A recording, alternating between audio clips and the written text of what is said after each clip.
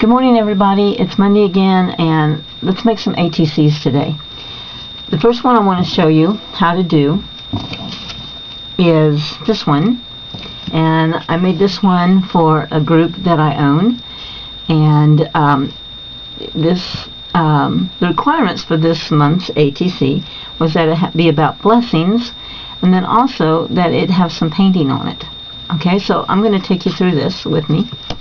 So this is sticky back canvas.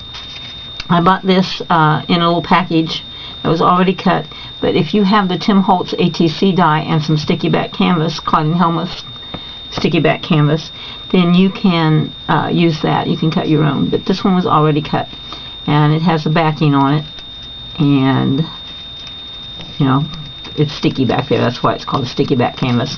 Okay, and something that I have already done, because I'm going to paint on this. This is canvas, so it's porous.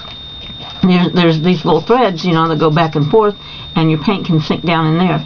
So what I did is I sealed it first with a coat of Deco Art Traditions sealer, and all I did was use a paintbrush and just spread it on, okay?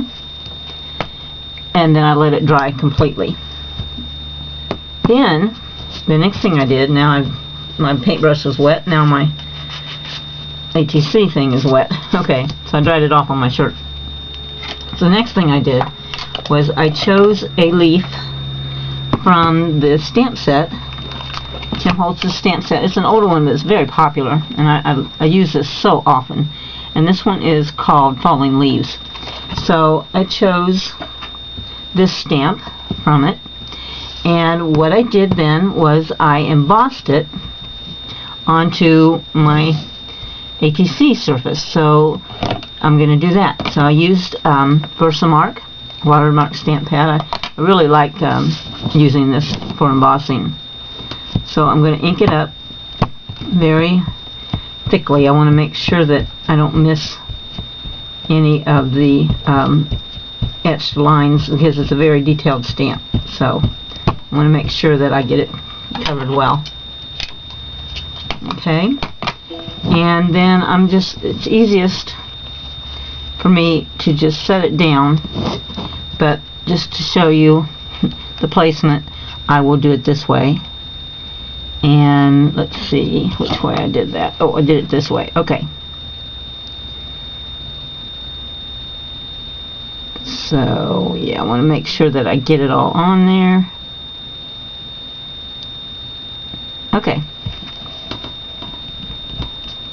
Now I'm pressing down hard and thickly because I want it to register. You know, I want to get everything. But what I'm going to do is I'm going to turn it over, because this is the way I like to do it, and holding it with one hand and pressing it down with another, so that I can make sure that I get every little bit of it. And then I'm going to pull it up. Okay, and there's our impression. You can see it because I had some, I don't clean my stamps, and I had some dark ink on there, so it shows. But that's nice, because now I know that I got it all. Okay, so, but I do want to, real quickly, I don't want to have that ring right there of embossed powder where the edge of my stamp was, so I'm kind of trying to rub that out.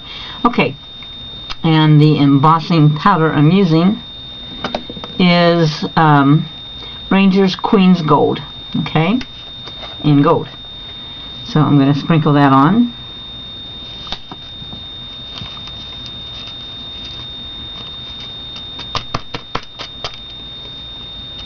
And knock off what I don't need, and I can see, let me put this back in my jar, I can see that I'm going to need to do some cleanup. Definitely need to do some cleanup. So I'm going to use that brush again to do that.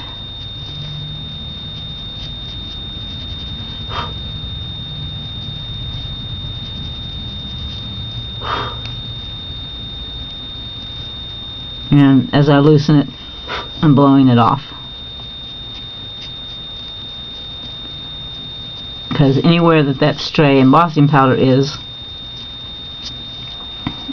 I'll have that resist, and that mark will be there. So I want to get all that off. Okay, so then I'm going to hold on to it with my tweezers, and I'm going to emboss it.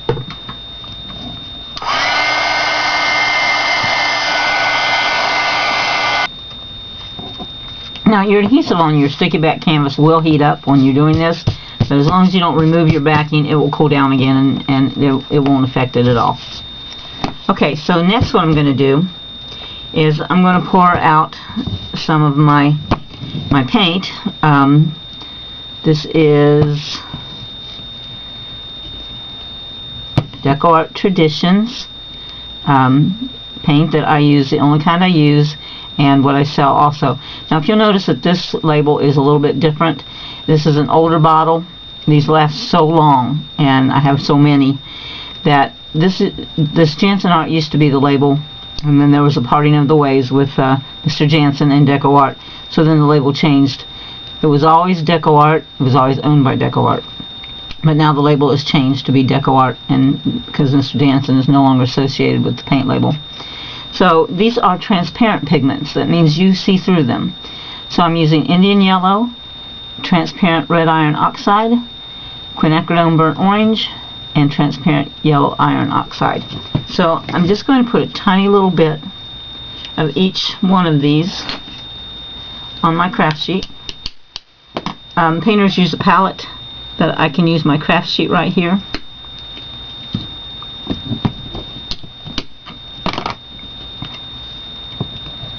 And I'm just going to put, extremely tiny, and this tiny little dot of paint here is probably enough to do about 40 ATCs to do what I'm going to do.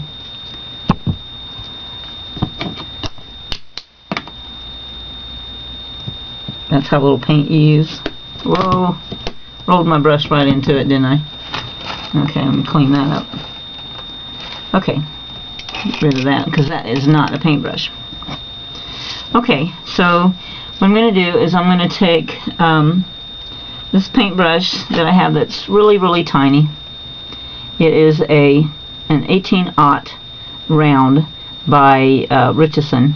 It's miniatures, and I like it for this. And off to the side I have my basin full of water, so I'm going to wet my brush and I'm going to blot it.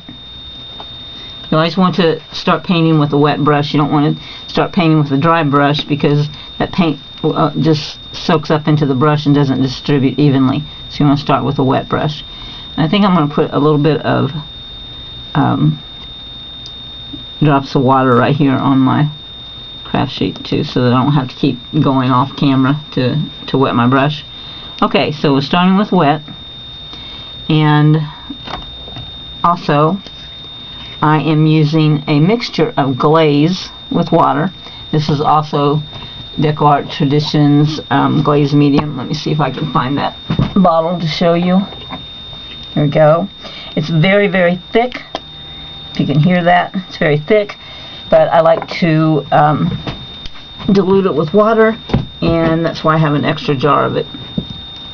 So I'm going to dip into my glazing medium, and I'm going to just use a tiny little bit puddle. I never just go right into the middle of the puddle. I always just go from the edge.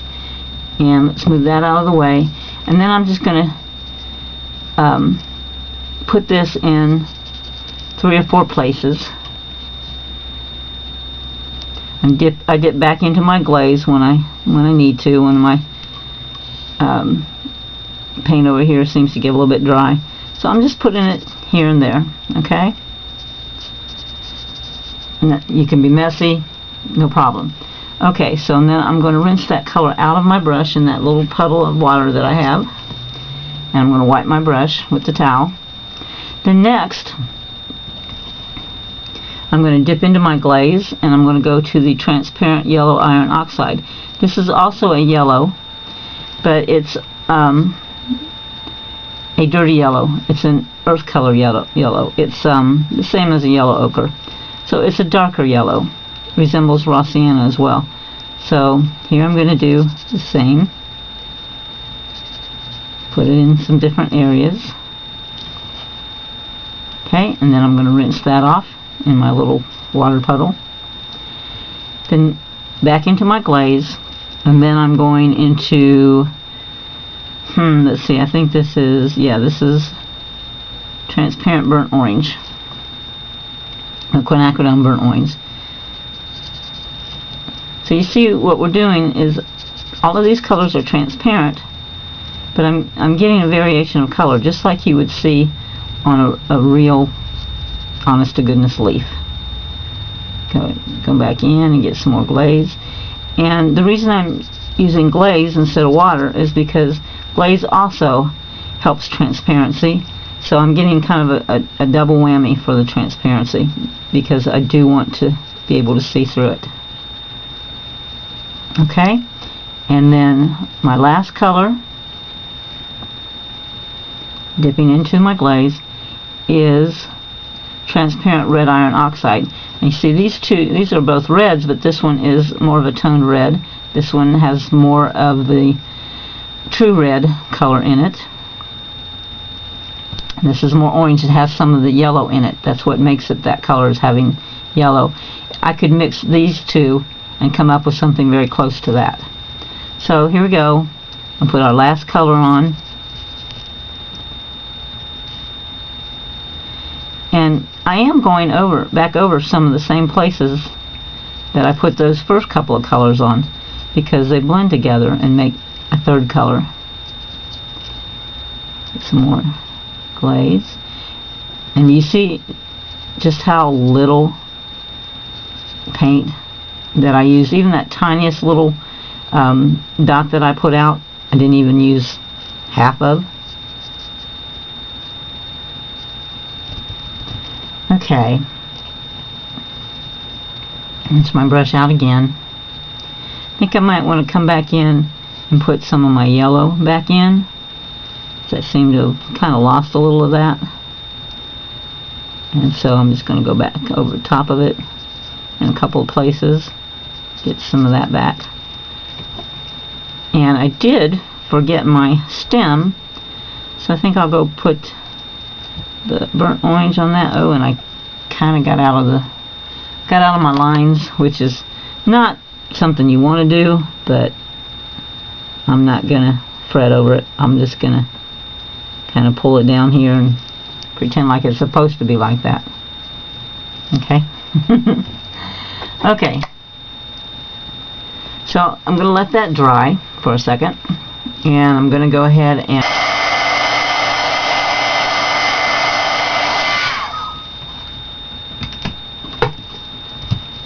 okay.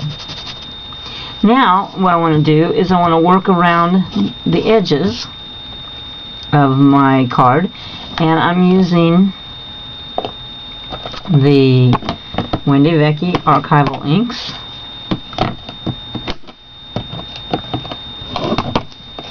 Here I'm using Orange Blossom, Fern Green, Potting Soil, and Red Geranium. So again, I'm going to start with the lightest, and I have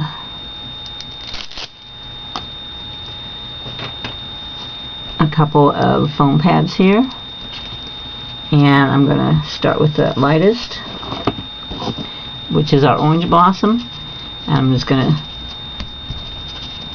put that here and there. Okay, let's go next to Fern Green.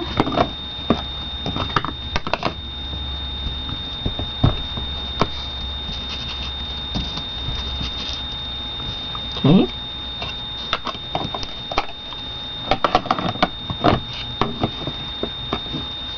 now I'm going to change my pad to a darker one for these two darker colors.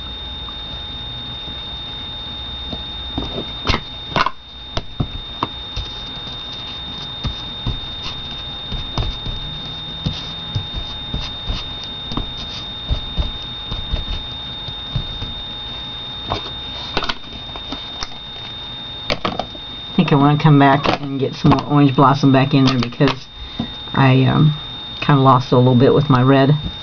So put that back in. And then with the potting soil, I'm going to go around the edges.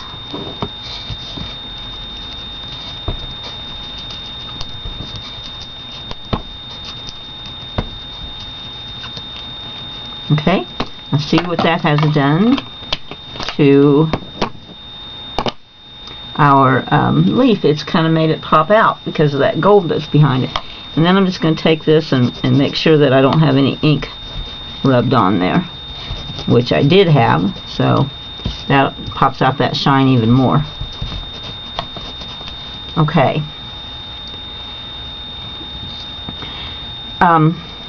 My goodness, I forgot my background stamp. I had used the Thankful Silhouettes. I used this. So let's see if I can still get that on after the fact. Let's see what that will do. This might be a mess up, but we'll see. So okay, I'm going to, let's see which part that I did on there. Okay, I'm going to ink up some of this with some archival ink. Let's hope this doesn't mess up, because I was supposed to do that first. Okay, let's go right ahead and put this down.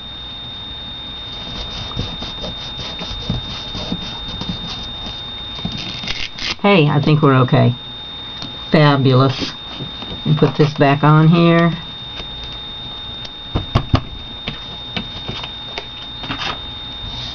And I will once again take this and rub that lettering ink off of my leaf that's on there.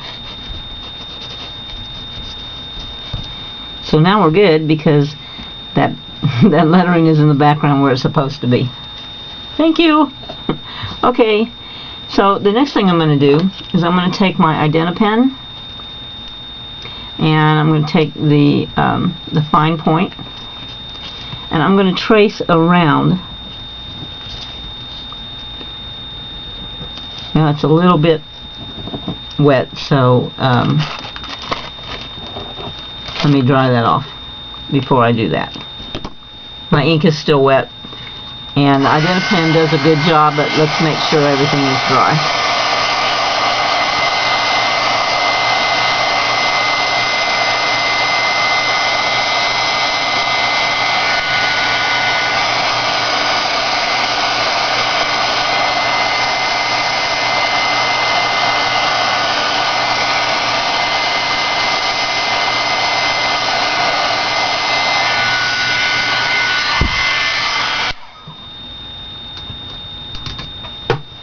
Alright, now let's try again.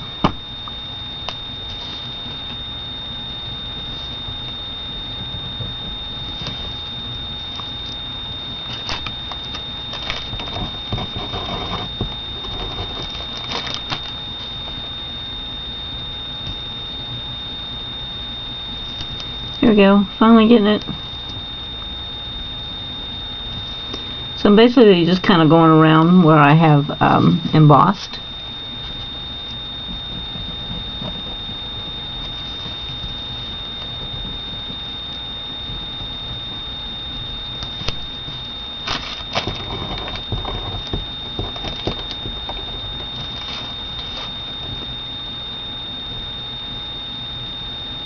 Okay, so maybe I was trying to press too hard because it seems to be working okay now.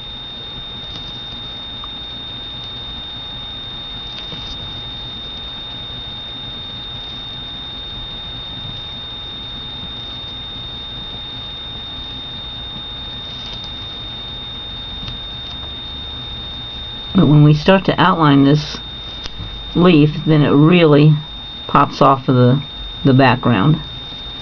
Up until then, it gets kind of lost. But this outlining defines it.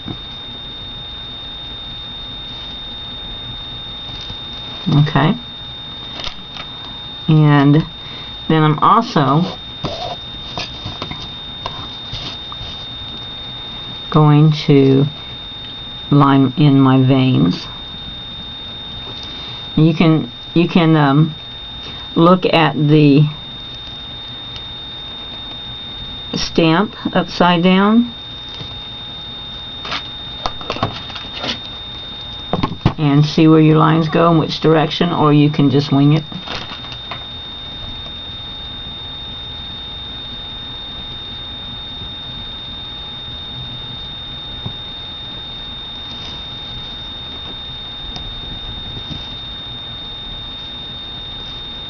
I'm drawing all of my lines. Well, all of the vein lines always come off of the center vein, and they'll go in that same direction.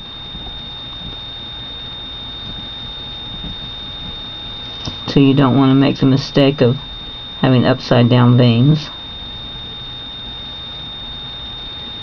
And you want to offset these lines. You don't want to have one here, one here, one here, one here. You don't want these to always be the same. You want them to, like, one of them be here and then one start just above it or just below it. Okay? Always looks more natural that way. So now we have our leaf showing up pretty well.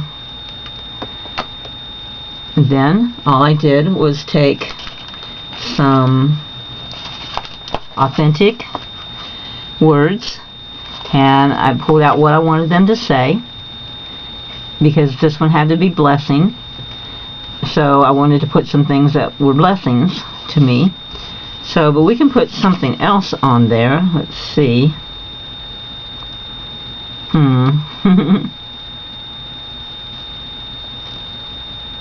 Well, I'll figure it out and then I will surprise you. So the next thing I did was I took a backing, this backing, and I also used my ATC signature stamp, and I used the potting soil color because I wanted everything to be color thematic. So once again, I'm going to do it this way. I really find that on detailed stamps that this is the best way for me to get all of the parts of the stamp in contact with your surface, because you know you can never go back and do it again. So this is archival ink. It takes a second to dry, so let me hit it.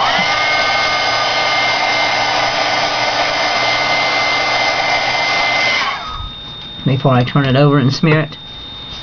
And then all I'm going to do is I'm going to peel off the backing, and I'm just going to peel it part way down, and then I'm going to line up my edges.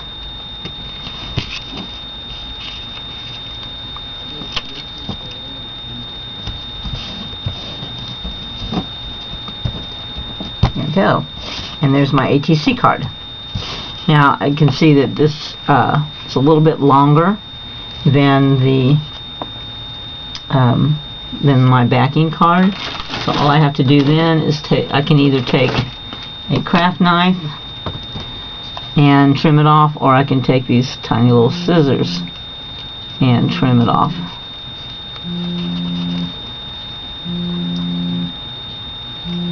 I hear my phone ringing. That's my mom. I'll call her as soon as I'm finished with my video. I think that this will work better if I do it with a craft knife.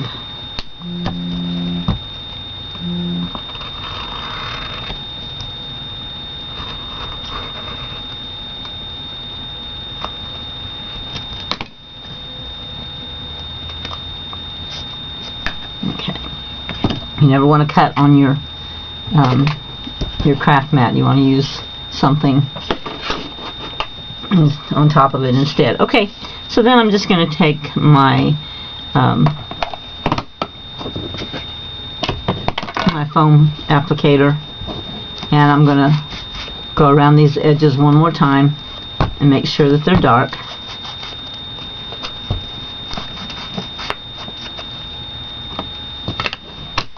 And for trim, I took one of Tim Holtz's corners, and I will glue that on there. I didn't want to glue mine yet because I wanted to show you how to do it. So that's it. That's how we make that. That's how I made that ATC. Pretty quick, pretty easy. And I'll figure out some letters to put on. And what I also did with these letters is I used the same potting soil to kind of color on those letters to kind of darken them a little bit. So that's how to do this one. So then the other one I wanted to show you, it didn't really turn out well for me, so I thought that we would try to, you know, maybe work on it a little bit more. Together I might try a couple of things. Again, I have the sticky back canvas. Now this one I did not seal first because I'm having some trouble with this stuff sticking to it by sealing it.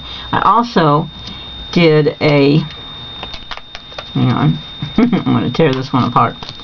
I also did an embossing on it, and you couldn't see it because I did it in clear embossing powder and it just didn't show up. So I'm going to try a couple of different things this time. So the stamps that I'm using for this are from Artistic Outpost, and I forget the name of this set. This is part of the set. There's more parts to it, but I used this stamp, and I stamped it in archival ink on some packaging, some clear packaging. And what I did was the same thing that you saw me do here with the colors, the transparent colors. I used the same colors on this, on the back side where it was smooth, as I used on the leaf ATC. This one. I used the same colors on there. So then when I turn it over, you see through it. And then I cut it out with Tim's Movers and Shapers oval die.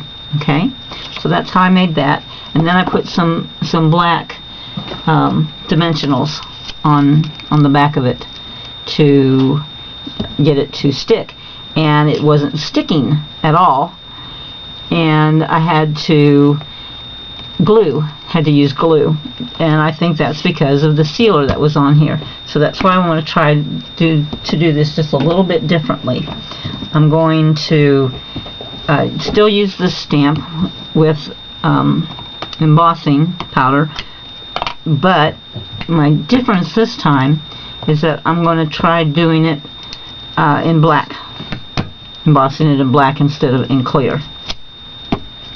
Okay, so let's try that. Let's see. My goodness, we're probably not going to be successful because I can't even get the stamp to stay on my my stamp block. So here we go. Let's try it this way. Maybe pressure this way will help. Okay, so here's my sticky back canvas again, and I'm going to stamp down on it, and I'm pushing really hard because this is porous and because I haven't sealed it. Then, you know, I want to make sure that I get a good image, and I did. That's good. Again, I can see it because I've got black ink on this stamp. So let's try this with some dark embossing powder. I'm trying purple. Again, I forgot my background stamp, but it's too late. I have to do it this way.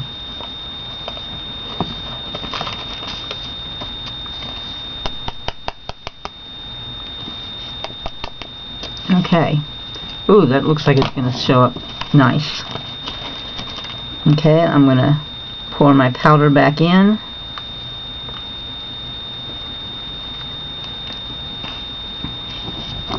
This powder is Recollections. I got it from Michael's, and it's violet. Okay, so let's emboss.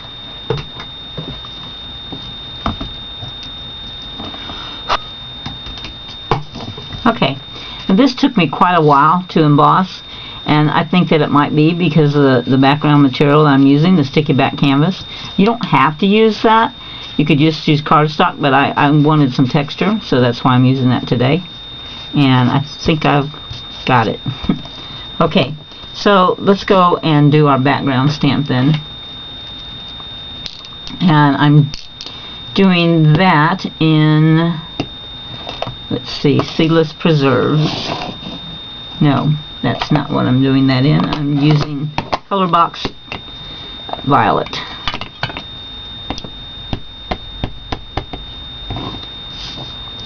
Okay, and I'm just going to start stamping. There we go.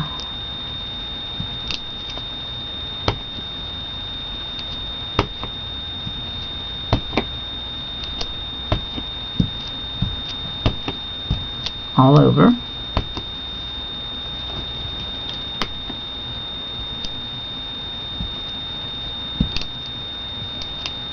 Okay, we got that part done.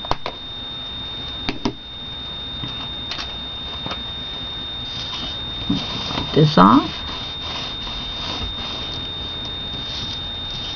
And I'm going to wipe off my embossed area. Okay, and let's see. Next, I want to use this die, and this comes from Memory Box dies. It's a cobweb and it's really cool. So let me make room and bring up my Big Shot.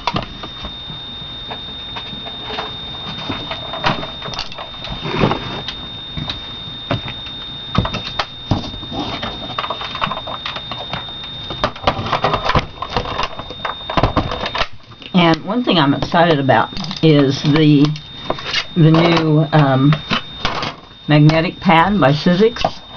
I'm using that, and whoa, and I really like this. It is such a strong magnet. Look at that. There's no way it's coming off, and it's even a little bit hard to move it. So this is really cool. And it holds just that hard.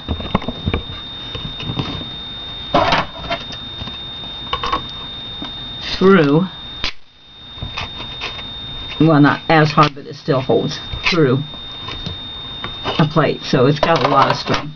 So I'm putting this right here, and I'm going to use some black cardstock and my other plate, and I'll run that through.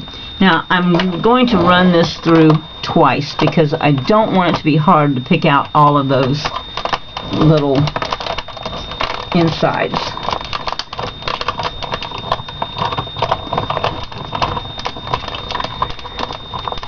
As a matter of fact, let's just go, well, let's see if that is enough. Yep, it's good.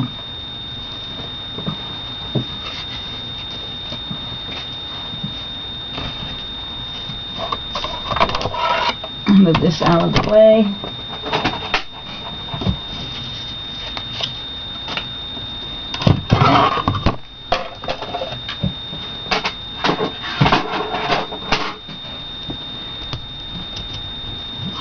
Pick it up off of here, and then I'm going to use my craft pick with the little holes to push it out of the die, because you don't want to tear this cobweb. It's very fragile.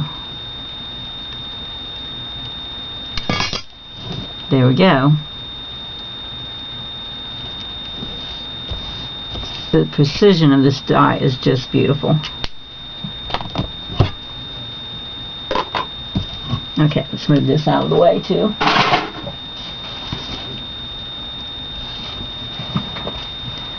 Okay, so let's see. There it is. I thought I lost it. Okay, but before I put this on, I'm going to need to go around the edges. So let's do that first in seedless preserves. And I've got to find, there we go, make sure that I'm using the right pad for my ink applicator. I have one for each distress color. Okay, so let's go around these edges.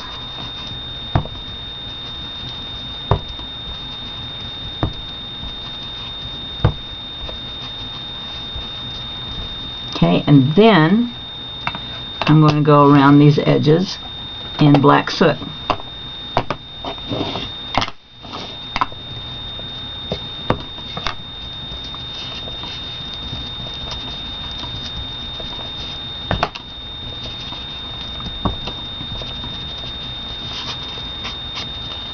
I'm going to even pick it up and catch these very thin edges.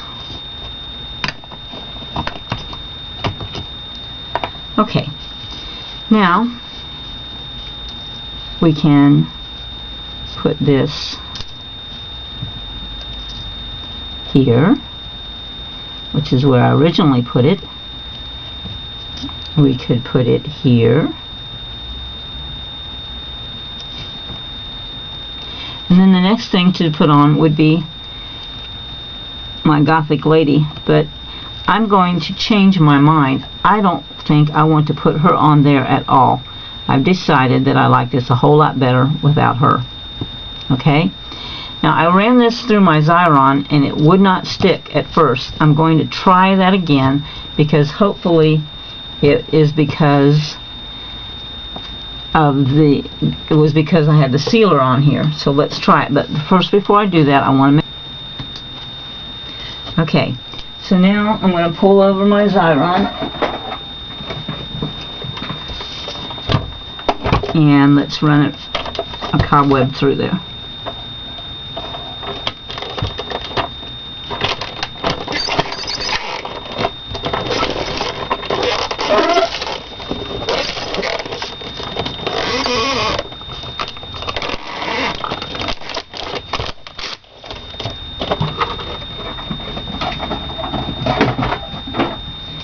You had to know that I have a purple Xyron. Peel it off. And let's put it here, since we're not going to put our Gothic skeleton lady on there after all. Let's put it in this corner. And yes, this time it's sticking. I'm so happy about that. That makes it so much easier. Okay, and then let's do our little sign. And I used one of the labels from Apothecary, and I used this one.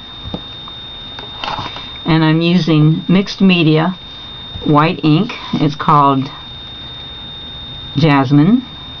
This is extremely juicy. You want to be really careful when you use this ink. You don't want it to use much pressure at all. So I'm just going to barely tap this on. I like this ink because it's the whitest, most opaque ink that I have found, but I'm just tapping it on. I'm not pushing it down, I'm just barely tapping it. This is by Color Box. And then I'm going to come over here to my black cardstock. I'm going to lay it down. I'm going to apply a little pressure, not a whole lot, and lift it off. Okay, see how nice that is? And then you're going to want to wipe this off of your stamp because it takes forever and a day to dry.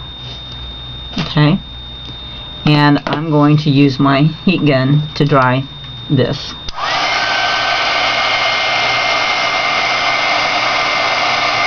As you can see from the one I did before, it's extremely easy to smear. And let's see, I think I have a couple of areas where it's still wet. Just want to be really sure.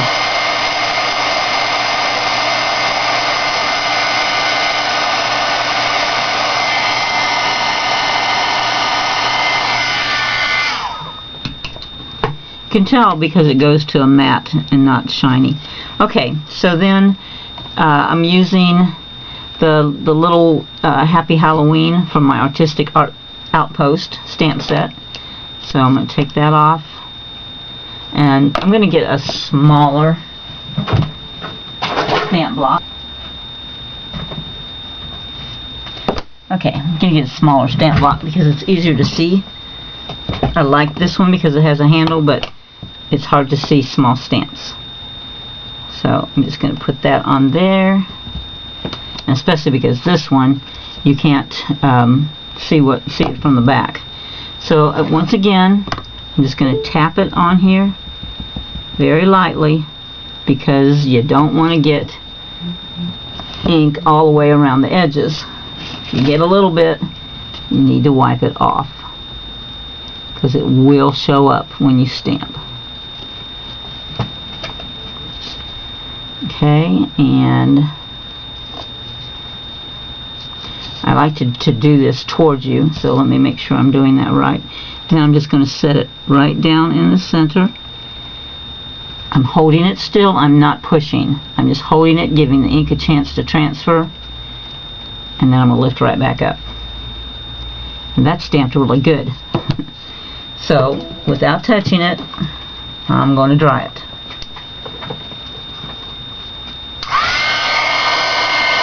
Okay, I'm pretty certain that's dry. You know, I don't want to set it on fire, but I do want to make sure that it's completely dry.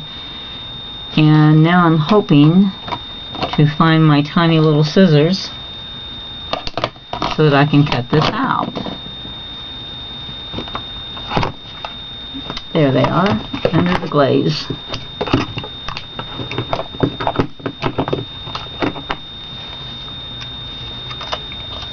This is pretty easy to cut out. I'm going to leave just a tiny little border around it. It makes it easier to cut out, plus it makes it look nice, I think.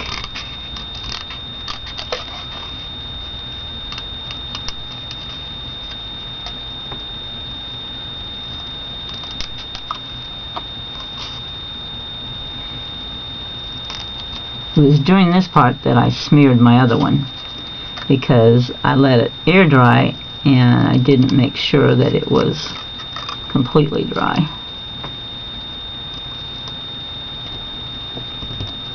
Okay, there we go.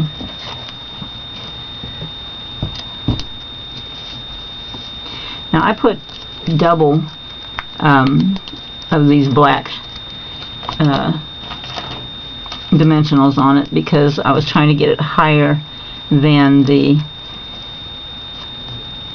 Gothic Lady, but it's not going to be necessary on this one. Okay, and I'm going to set this right about here, I think. Yay, we're dry because I didn't smear it. So there's that. And I think